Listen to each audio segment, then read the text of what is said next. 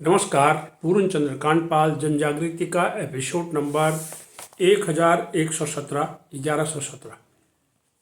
आज की जन जागृति में मैं आपको हम सिख संगत से क्या सीखते हैं या सिख संगत या गुरुद्वारों से हमें क्या सीख मिलती है। मुझे उम्मीद है कई लोग आप लोगों में से गुरुद्वारों में भी जाते होंगे, कई धर्म स्थलों में जाते होंगे, तो कुछ न कुछ वहाँ से एक संदेश जो मिलता है वो तो मैंने आज इसमें देखा है। वैसे कई गुरुद्वारों में मैं भी गया हूँ। स्वर्ण मंदिर अमृतसर सहित कई गुरुद्वारों में मैं गया हूँ मैं। और ये स्वर्ण मंदिर जाने का तो मुझे मौका मिला था 1971 में, जब मेरी उम्र कुल 23 साल की थी और तब 14 दिन का युद्ध समाप्त हुआ था और मेरा वहाँ से तबादला हो रहा था, ट्रांसफ़र हो रहा था, तो वहाँ मुझे मौका मिला तो मैं स्वर्ण मंदिर में माथा टेकने के लिए गया। अब तब बहुत बदलाव आ चुका होगा।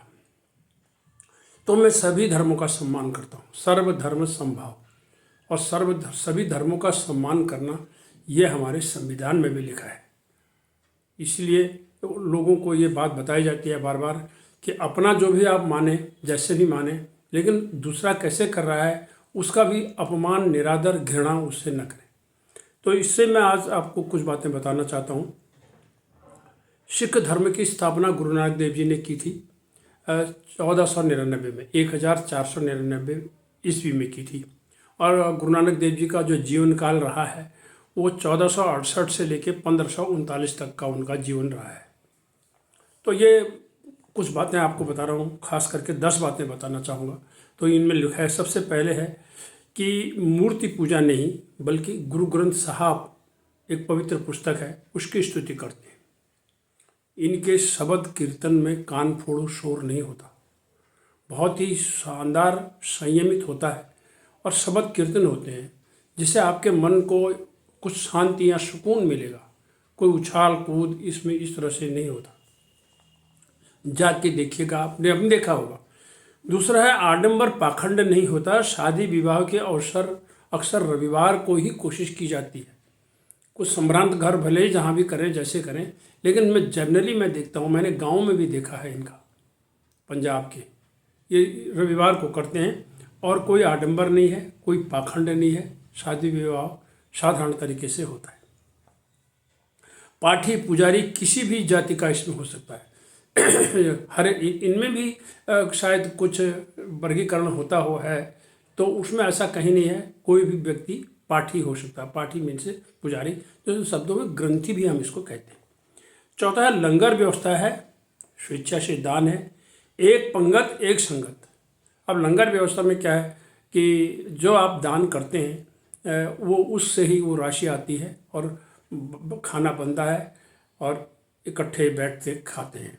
यहाँ वो भी नहीं है कि दर्शन करने के लिए अलग से भेंट या अलग से पीछे के दरवाजे से पैसे दिया जाए या कोई और तरीके से। यहाँ हर व्यक्ति लाइन में ले करके ही दूर से बैठ करके ही दर्शन कर लेता है और पंगत भी उसके लिए अलग से उसकी भोजन की व्यवस्था नहीं होती, चाहे वो कितना ही बड़ा VIP हो।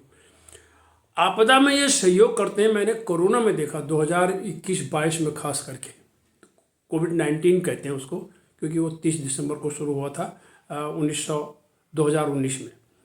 तो पेड़ के नीचे भी इन्होंने ऑक्सीजन सिलेंडर टाँग करके लगाया था, जबकि दुनिया के अस्पताल, अन्य धर्मस्थलों में ताले लग गए थे। और राशि, कुंडली, अंधविश्वास, पाखंड, पशु बलि बिल्कुल नहीं है।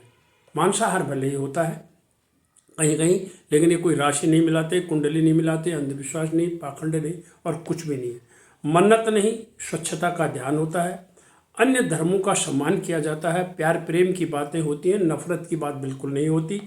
अमीर गरीब सब एक साथ लंगर छकते हैं।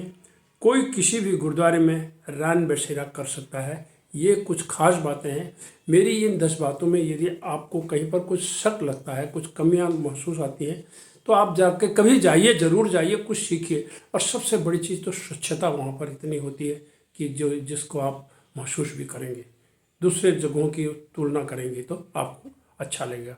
इन्हीं शब्दों के साथ हम आप सभी को धन्यवाद देते हैं कि आपने इस पंथ की भी बात सुनने का प्रयास किया। नमस्कार।